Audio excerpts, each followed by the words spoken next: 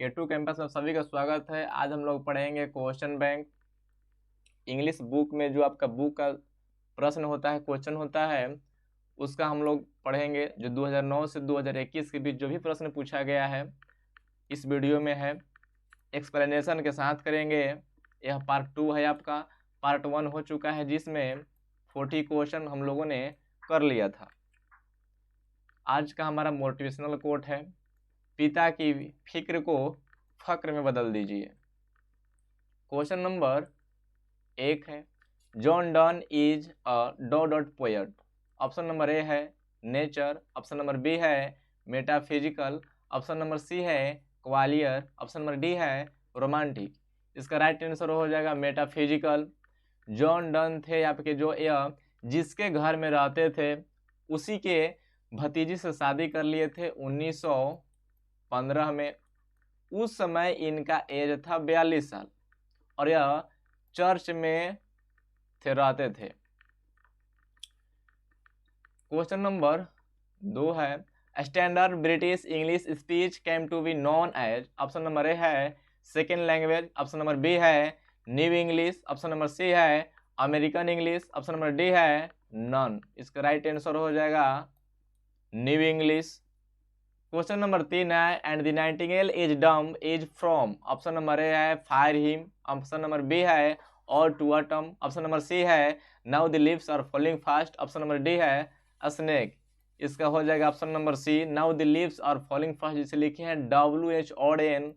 उनको 1948 में Pulitzer prize मिला था द एज ऑफ एंजाइटी के लिए, द एज ऑफ एंजाइटी के लिए।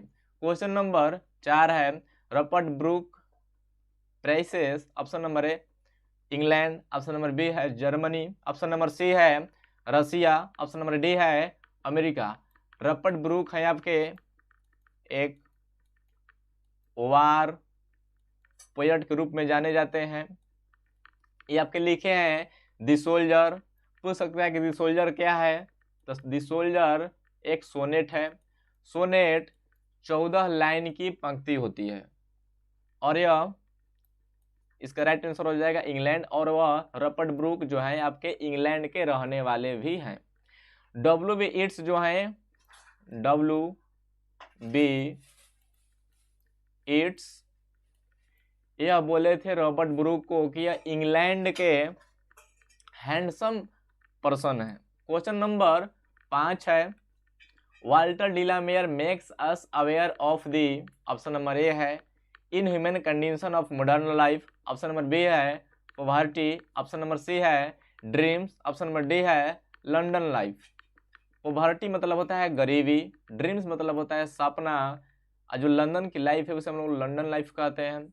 इन ह्यूमन मतलब अमानवीय, कंडीशन ऑफ मॉडर्न लाइफ जो आधुनिक जीवन है उसमें जो अमानवीय स्थिति है उसे वाल्टर डिलामेयर जो है वह सजग करते हैं, सतर्क करते हैं। वाल्टर डिलामेयर आपके लिखे हैं एन एपिटफ, एन एपिटफ, एन एपिटफ लिखे हैं आपके वाल्टर डिलामेयर।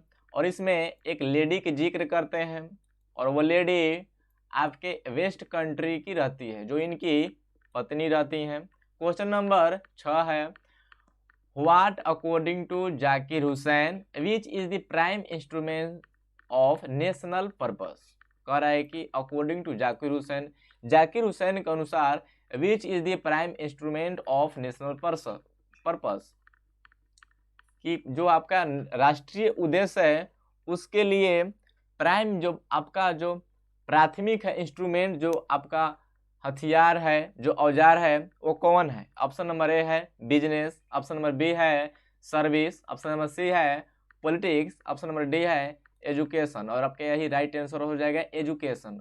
क्वेश्चन नंबर 7 है, in hearts at peace under an English heaven is from. Option number ए है और to autumn, option number B है द सोल्जर, ऑप्शन नंबर सी है song of myself, option number D है fire hymn. इसका right answer हो जाएगा आपका the soldier. ये आपके लिखे हैं रॉबर्ट ब्रूक और वह वार पोएट के रूप में जाने जाते हैं। द सोल्जर है यह एक सोनेट। ध्यान रखिएगा इस बात को, ये हमेशा प्रश्न पूछता है। और यह in hearts at peace under an English heaven, ये आपके 2020 में भी पूछा है और 2021 में भी पूछा है। क्वेश्चन नंबर 8 है, and the active hands must dot dot lonely on the separate knees. Option number ए है डाई, ऑप्शन नंबर बी है प्लग, ऑप्शन नंबर सी है फ्रीज, ऑप्शन नंबर डी है स्नैच। इसका राइट आंसर हो जाएगा option number c, active the hand must freeze lonely on the separate knees. कह रहा है कि जो आपका एक्टिव जो हैंड है वो मस्ट अवश्य फ्रीज जम गया है लोनली अकेला ऑन दी सेपरेट नीज, जो आपके अलग अलग घुटने हैं उसके बीच आपका ठंडा हो गया है आपका जो आपका हैंड्स है। क्वेश्चन नंबर नेक्स्ट देखिए, क्वेश्चन नंबर 9 है, ideas that have helped mankind is written by. Option number ए है Germaine Greer, option number B है पाल्सबर्ग, ऑप्शन नंबर सी है सिगानोया, ऑप्शन नंबर डी है बर्ट्रैंड रसल। इसका राइट आंसर हो जाएगा option number D, a child is born है जो आपके लिखे हैं जर्मन ग्रीर, और जो इंडिया थ्रो ट्रेवलर्स आइस हैं ये आपके लिखे हैं पाल्सबर्ग। द आर्टिस्ट जो है द आर्टिस्ट ये आपके लिखे हैं सिगानोया। याद करने के लिए आप बोल सकते हैं, जब द आर्टिस्ट आर्टिस्ट मतलब होता है कलाकार। कलाकार क्या होता है, हमेशा सीखता है। क्या सीखता है, कुछ नया करने के लिए सीखता है। इस तरह से आप याद कर सकते हैं कि द आर्टिस्ट लिखे हैं सिगानोया। कहाँ के रहने वाले हैं, जापान के। कहाँ के रहने वाले हैं ये आपके, जापान के रहने वाले हैं आपके सिगानोया। क्वेश्चन नंबर 10 है, Walter de la Mare was born in. Option number ए है 1873, ऑप्शन नंबर बी है 1956, ऑप्शन नंबर सी है 1953, ऑप्शन नंबर डी है नॉन ऑफ दीज। उनका जन्म हुआ था 1873 में, उनका देहांत यानी कि डेथ किए थे 1956 में। ऑर्डर ऑफ मेरिट उनको मिला था एलिजाबेथ द्वितीय के हाथ थे 1953 में। जो ऑर्डर ऑफ मेरिट है यह आपके इंग्लैंड में सर्वोत्तम पुरस्कार होता है। जिस तरह से भारत में होता है भारत रत्न, उसी तरह इंग्लैंड में होता है ऑर्डर ऑफ मेरिट। यह उनको मिला था 1953 ईस्वी 1953 में वाल्टर डिला मेयर को। वाल्टर डिला मेयर क्या लिखे हैं, एन एपिटफ। किसके बारे में लिखे हैं, खुद की पत्नी के बारे में। कहाँ की रहती हैं, वेस्ट कंट्री के रहने वाली होती हैं। ये आपके जो पोएट्री सेक्शन है उसमें सबसे छोटा यही पोएम पोएट्री बोल सकते हैं जो 7 लाइन की है। क्वेश्चन नंबर 11 है, Bertrand Russell was awarded Nobel prize in literature in. Option number ए है 1872, ऑप्शन नंबर बी है 1970, ऑप्शन नंबर सी है 1950, ऑप्शन नंबर डी है 1948। 1872 में इनका जन्म हुआ था बर्ट्रैंड रसल का, बॉर्न। 1970 में ये कर गए आपके डाइड यानी कि मर गए। 1950 में इनको अवार्ड मिला नोबेल प्राइज का लिटरेचर साहित्य के लिए। 1948 में किनको मिला, W.H. ऑर्डन को पुलित्जर अवार्ड किस कृति के लिए मिला उनको, द एज ऑफ एंजाइटी के लिए उनको मिला। द एज ऑफ एंजाइटी के लिए W.H. ऑर्डन को मिला पुलित्जर प्राइज 1948 में।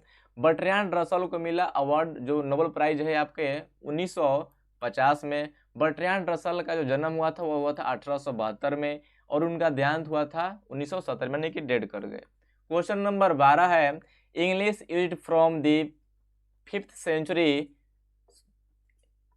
Is called. ऑप्शन नंबर ए है old English, option number B है मॉडर्न इंग्लिश, ऑप्शन नंबर सी है middle English, option number D है पोस्ट मॉडर्न इंग्लिश। इसका राइट आंसर हो जाएगा modern English. Question number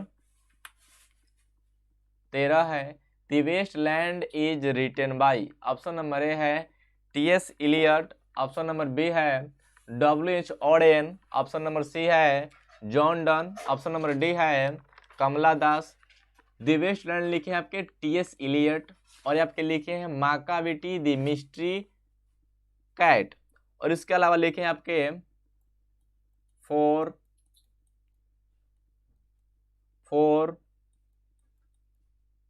quartets, ये आपके लिखे हैं टी.एस. इलियट। W.H. ऑडेन जो है इनको पुलित्जर प्राइज मिला था 1948 में। जॉन डॉन एक मेटाफिजिकल पोएट हैं जो लिखे हैं sweetest love I do not go. Kamala Das एक इंडियन राइटर हैं, इन्होंने अपना धर्म जो है परिवर्तन कर लिया था, बाद में इनका नाम पड़ा गया था कमला सुरैया। दास के जगह पर कहीं कहीं आपको सुरैया भी मिल सकता है, क्योंकि उन्होंने धर्म परिवर्तन किया था, वह हिंदू से मुस्लिम की तरफ गई हैं। इसका आपका राइट आंसर हो जाएगा टी.एस. इलियट।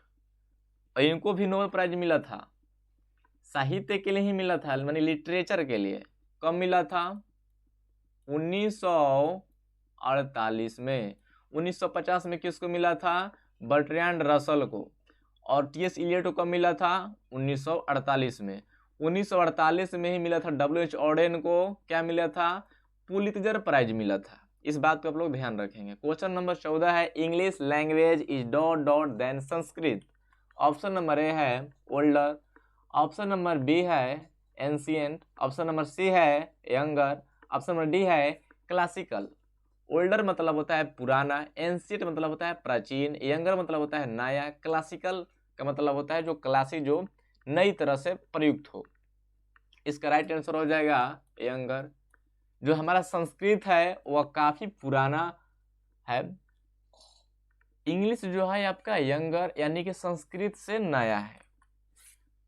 जो आप यह भी प्रश्न आपका पूछा गया है 2020 में भी पूछा गया है, 2021 में भी पूछा गया है।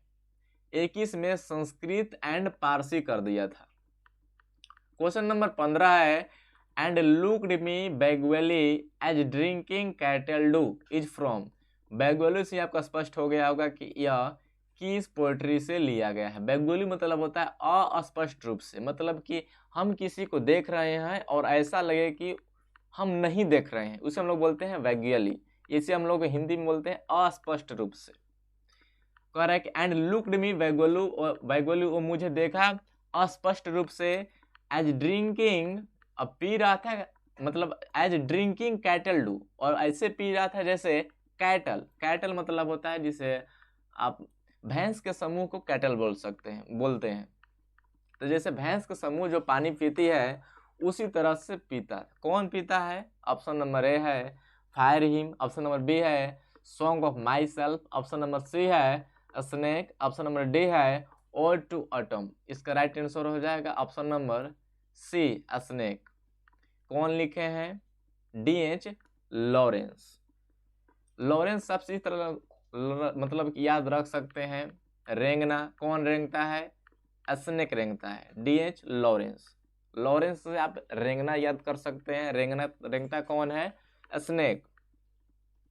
फायरमैन लिखे आपके के अंदारू वाला, इनको भी साहित्य अकादमी अवार्ड मिला था 1984 में। सॉन्ग ऑफ माई सेल्फ ये आपके लिखे हैं वाल्ट विटमैन लिखे हैं।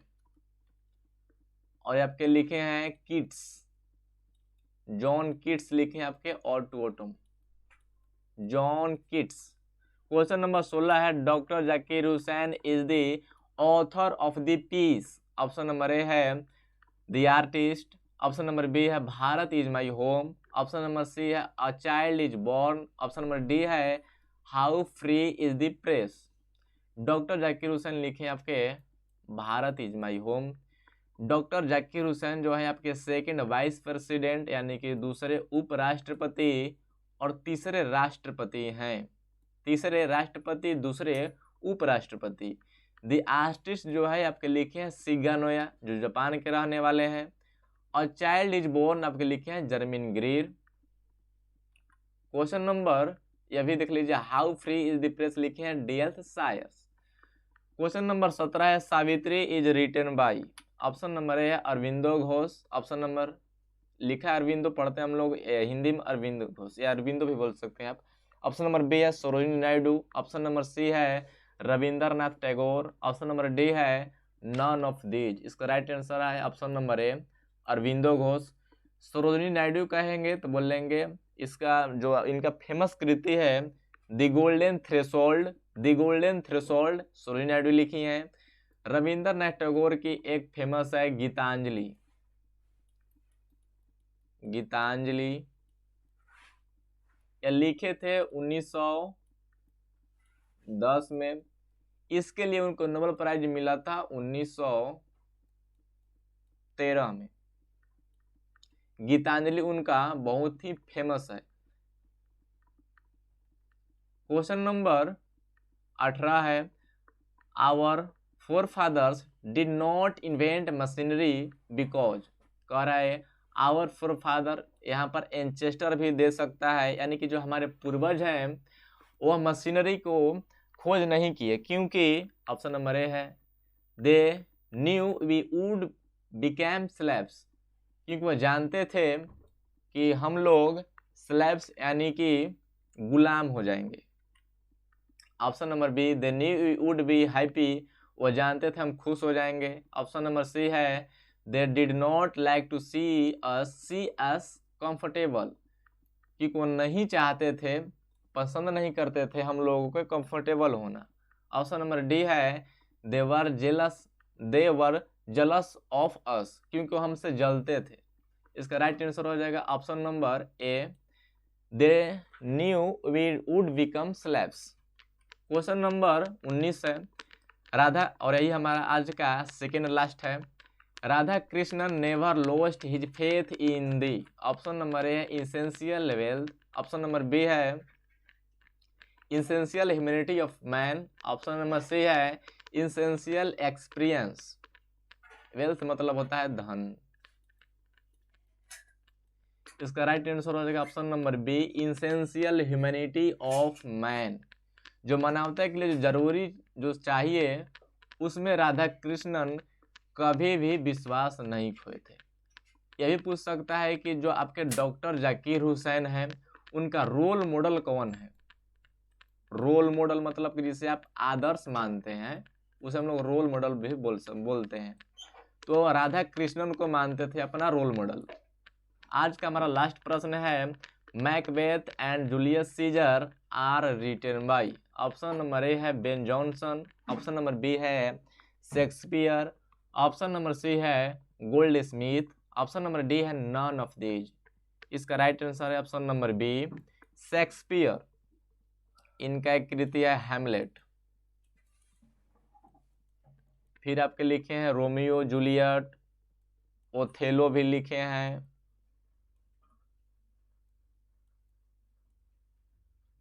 इनका फेमस ये है मैकबेथ जूलियस सीजर, एक है इनका किंग लियर,